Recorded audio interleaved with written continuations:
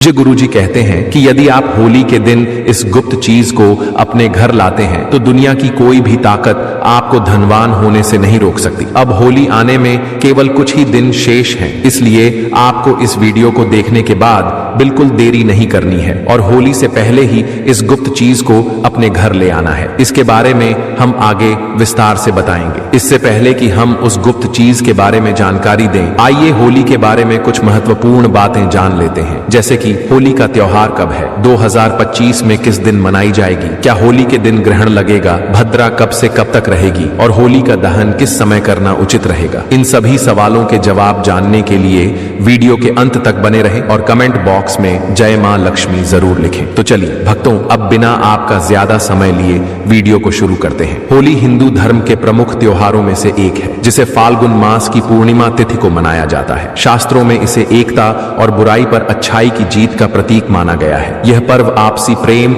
और विश्वास को बढ़ाने का अवसर होता है, जहां लोग भेदभाव भुलाकर एक दूसरे को गले लगाते हैं और होली के रंगों में रंग जाते हैं। होली से एक दिन पहले होलिका दहन की परंपरा भी निभाई जाती है, जिसे अशुभ शक्तियों के नाश और शुभता के आगमन का प्रतीक माना जाता है। पंचांग के अनुसार फाल्गुन मास के शुक्ल पक्ष की पूर्णिमा तिथि की शाम को होलिका दहन किया जाता है, जबकि अगले दिन रंगों वाली होली मनाई जाती है। हालांकि इस बार होली की तिथि को लेकर असमंजस बना हुआ है। कुछ लोग 13 मार्च 2025 को होली मना रहे हैं तो कुछ 14 मार्च 2025 को। पंचांग के अनुसार फाल्गुन माह के शुक्ल पक्ष की पूर्णिमा तिथि की शुरुआत 13 मार्च 2025 को सुबह 10:03 पर होगी और यह 14 मार्च 2025 को दोपहर 12:03 पर समाप्त होगी। होली मनाई जाएगी। होलिका दहन के दिन भद्रा काल की बात करें तो यह 13 मार्च को सुबह 10:35 से रात 11:26 तक रहेगा। इस दौरान होलिका दहन करने से बचें। पंचांग के अनुसार 13 मार्च को देर रात 11:26 तक रहेगा। 2 मिनट से लेकर 14 मार्च को 12:30 तक होलिका दहन का शुभ मुहूर्त है। इस बार होलिका दहन पर पूर्वा फाल्गुनी नक्षत्र के साथ धृति योग बन रहा है। वहीं 14 मार्च को उत्तरा फाल्गुनी नक्षत्र के साथ शूल योग भी रहेगा। इस दिन पूजा पाठ करने से जीवन में सुख समृद्धि आती है। तो दोस्तों, फाल्गुन मास के 14 मार्च को उत्तरा फाल्गुनी नक्षत्र के साथ शूल योग भी रहेगा। इस दिन पूजा पाठ करने से जीवन में सुख समृद्धि आती है। तो दोस्तों, फाल्गुन मास के 14 मार्च को उत्तरा फाल्गुनी नक्षत्र के साथ शूल योग भी रहेगा। इस दिन पूजा पाठ करने से जीवन में सुख समृद्धि आती है। तो दोस्तों, फाल्गुन मास के 14 मार्च को उत्तरा फाल्गुनी नक्षत्र के साथ शूल योग भी रहेगा। इस दिन पूजा पाठ करने से जीवन में सुख समृद्धि आती है। तो दोस्तों, फाल्गुन मास के 14 मार्च को उत्तरा फाल्गुनी नक्षत्र के साथ शूल योग भी रहेगा। इस दिन पूजा पाठ करने से जीवन में सुख समृद्धि आती है। तो दोस्तों, फाल्गुन मास के 14 मार्च को उत्तरा फाल्गुनी नक्षत्र के साथ शूल योग भी रहेगा। इस दिन पूजा पाठ करने से जीवन में सुख समृद्धि आती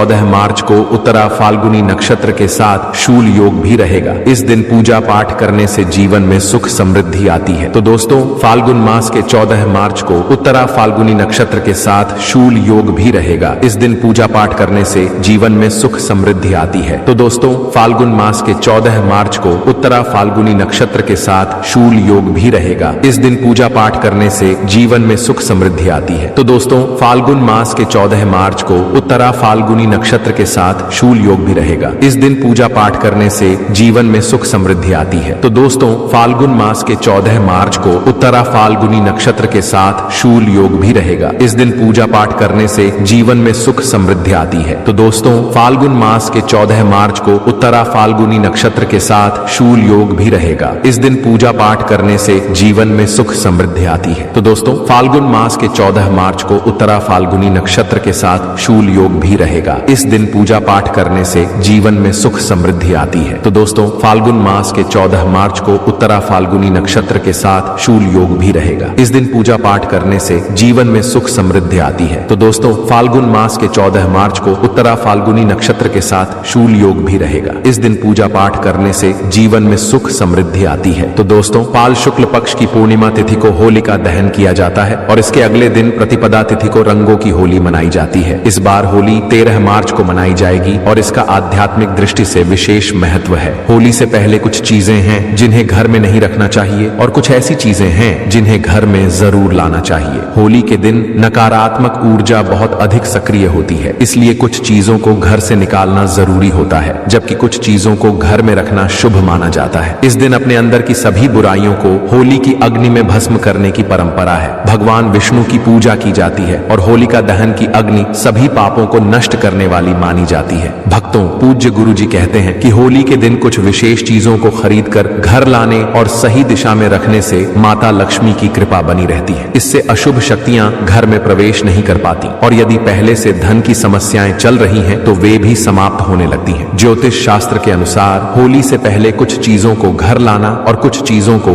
होली की अग्नि में भस्म कर देना नकारात्मक ऊर्जा को दूर करने में मदद करता है। सबसे पहली चीज जिसे होली से पहले घर लाना जरूरी है वह है लाल मिर्च। आमतौर पर घरों में पिसी हुई लाल मिर्च होती है, लेकिन आपको साबुत लाल मिर्च लानी है और इसे दक्षिण दिशा में रख देना है। ऐसा करने से घर की नकारात्मक ऊर्जा धीरे धीरे कम होने लगती है और होली तक पूरी तरह समाप्त हो जाती है। फिर होली वाले दिन इस लाल मिर्च को उठाकर होली की अग्नि में डालकर भस्म कर देना चाहिए। इससे घर में मौजूद नकारात्मक ऊर्जा पूरी तरह खत्म हो जाती है। दूसरी चीज जिसे होली से पहले घर लाना जरूरी है वह है नींबू और मिर्च। दोस्तों, नींबू और मिर्च की माला बनाकर घर के मुख्य दरवाजे पर टांग देना चाहिए। इससे यदि किसी ने घर पर बुरी नजर या तंत्र मंत्र किया हो तो वह दूर हो जाता है। जब यह नींबू मिर्च सूख जाए तो इसे होली की अग्नि में डाल देना चाहिए। ऐसा करने से घर पर किया गया कोई भी टोना टोटका पूरी तरह समाप्त हो जाता है और घर में सकारात्मक ऊर्जा बनी रहती है। अगर आपके घर में कोई बार बार बीमार रहता है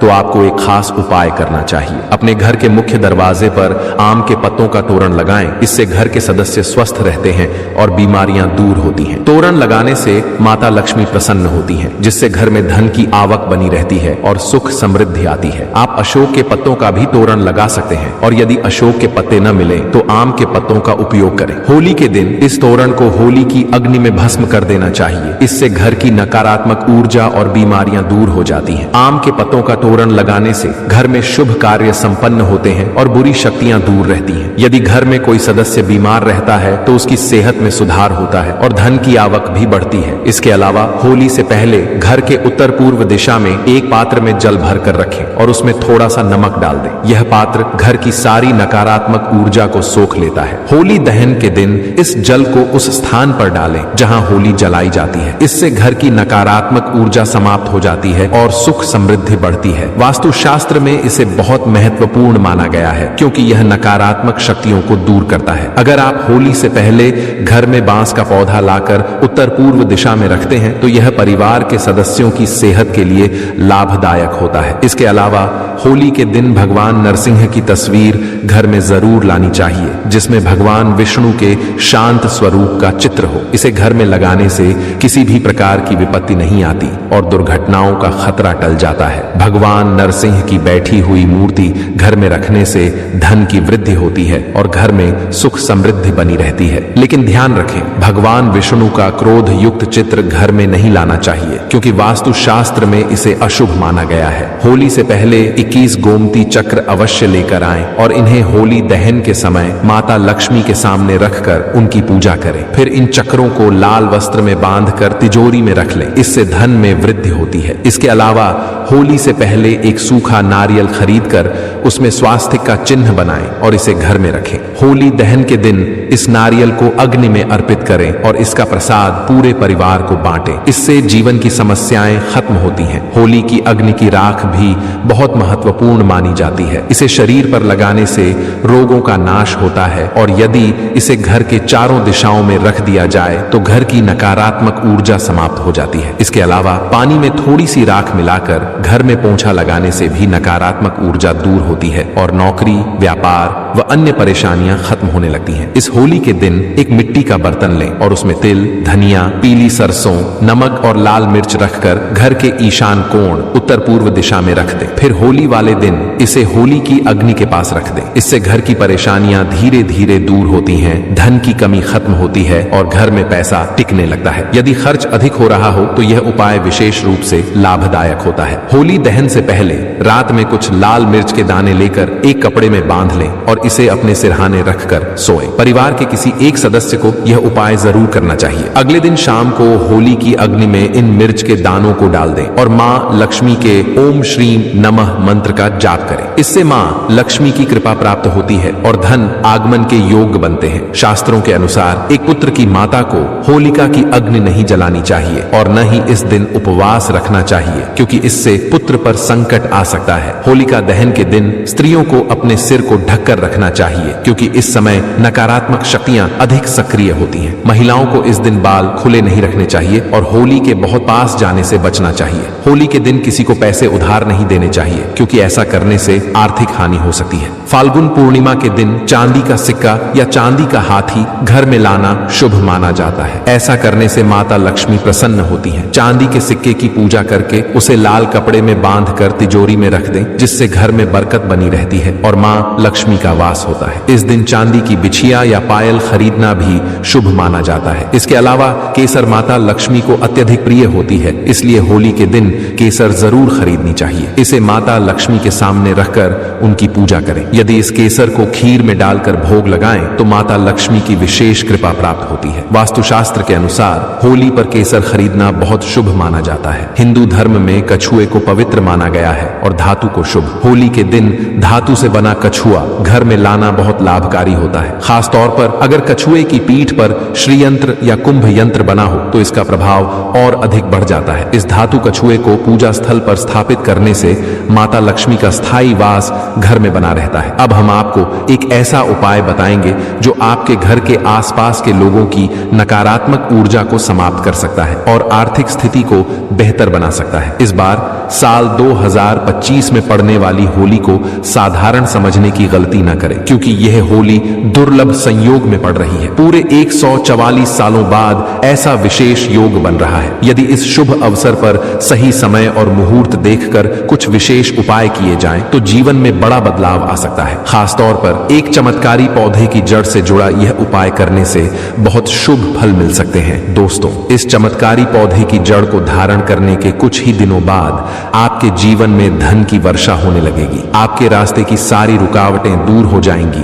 और आपकी हर मनोकामना पूरी होगी। आपका घर खुशियों से भर जाएगा। कुंडली में मौजूद सभी ग्रह नक्षत्र आपका साथ देंगे और आपका बैंक बैलेंस इतना बढ़ जाएगा कि आपकी 7 पीढ़ियां तक इसका लाभ उठा सकेंगी। इस चमत्कारी पौधे की जड़ के रहस्यों को महाकुंभ में आए दुर्लभ साधु संतों ने हमें विशेष आग्रह पर बताया है। यह कोई साधारण पौधा नहीं है, बल्कि शास्त्रों में इसे धन को चुंबक की तरह आकर्षित करने वाला पौधा माना गया है। कहा जाता है कि इसकी जड़ में स्वयं त्रिदेव, ब्रह्मा, विष्णु और महेश का वास होता है और पूरा ब्रह्मांड इस विशेष जड़ में समाया हुआ माना जाता है। इसलिए यदि आप इस दुर्लभ पौधे की जड़ को 13 मार्च होलिका दहन के दिन प्राप्त करके धारण कर लेते हैं तो आपके जीवन में सकारात्मक परिवर्तन आ सकते हैं। त्रिदेव का विशेष आशीर्वाद आपको मिलेगा और फिर आपको धनवान बनने से कोई नहीं रोक पाएगा। अब जानते हैं कि यह खास पौधा कौन सा है और इसे धारण करने की विधि क्या है। लेकिन उससे पहले दोस्तों, इस वीडियो को बनाने और साधु संतों से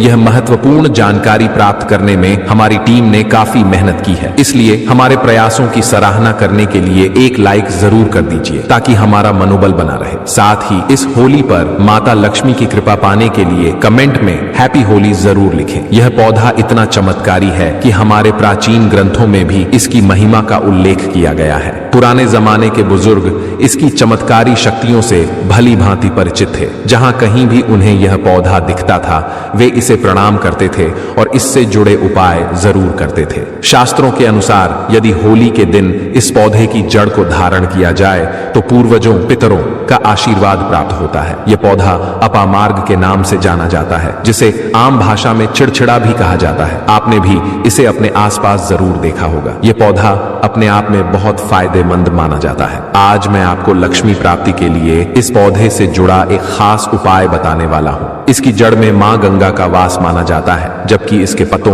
तनों और फलों में त्रिदेव, ब्रह्मा, विष्णु और महेश का निवास होता है। यदि इस पौधे की जड़ को सही विधि से उपयोग किया जाए तो निश्चित रूप से माता लक्ष्मी की कृपा प्राप्त होती है। अब हम इस पौधे के उपयोग के तरीकों के बारे में विस्तार से बताएंगे। कैसे इसके तने, पत्तियों और बीजों का लाभ लिया जा सकता है। फूल और जड़ के बारे में भी हम आपको महत्वपूर्ण जानकारी देंगे, क्योंकि इस पौधे के हर हिस्से का अपना विशेष महत्व है। दोस्तों, इस पौधे को आपने वीडियो की शुरुआत में देखा होगा। यह पौधा आमतौर पर आपके आसपास मिल जाता है और इसे चिड़चिड़ा या अपामार्ग भी कहा जाता है। अब हम जानेंगे कि यदि आपके जीवन में परेशानियां चल रही हैं, धन की कमी है या अन्य बाधाएं आ रही हैं, तो इस पौधे के उपाय आपकी मदद कैसे कर सकते हैं। सबसे पहले जानते हैं कि यह पौधा बीमारियों को दूर करने में कैसे मदद करता है। हम आपको जो उपाय बताएंगे उनमें से कुछ के बारे में आपके आसपास के लोग या बुजुर्ग पहले से जानते होंगे, लेकिन वे आपको इसके बारे में विस्तार से नहीं बताते। इसलिए आज इस वीडियो में हम आपको इस पौधे के सही उपयोग के बारे में बताएंगे। हम पहले भी बता चुके हैं कि इस पौधे में सभी देवताओं का वास माना जाता है। यदि कोई व्यक्ति शनि की 7.5 से परेशान है तो इस पौधे के प्रयोग से वह कष्ट भी दूर हो सकते हैं। होली पर किए जाने वाले खास उपाय। यदि होली के दिन लाल अपामार्ग की टहनी से दातुन किया जाए तो व्यक्ति को वाक सिद्धि प्राप्त होती है। इसका अर्थ है कि जो भी वह कहेगा वह सच होने लगेगा। यानी इस उपाय से आपकी वाणी में ऐसी शक्ति आ जाती है कि आपके शब्द प्रभावशाली और सटीक हो जाएंगे। होली के दिन सुबह अपामार्ग की जड़ का विधि पूर्वक पूजन करें और मंत्रों से अभिमंत्रित करके इसे अपने हाथ में धारण करें। ऐसा करने से जीवन की बड़ी से बड़ी समस्याओं से छुटकारा मिलता है। इसे घर में लगाना भी बेहद शुभ माना जाता है। अब जानते हैं कि होली के दहन में किन चीजों को अर्पित करने से विशेष लाभ मिलता है। यदि किसी युवक या युवती की शादी में बाधा आ रही है या वैवाहिक जीवन में समस्याएं हैं तो होलिका दहन के समय हवन सामग्री अर्पित करें। साथ ही जल अर्पित करके होली की परिक्रमा करें। इस उपाय से विवाह के योग्य बनते हैं और दाम्पत्य जीवन में खुशहाली आती है। यदि कोई व्यक्ति लंबे समय से बीमार चल रहा है तो होलिका दहन में कपूर और काली मिर्च के कुछ दाने उस व्यक्ति के सिर से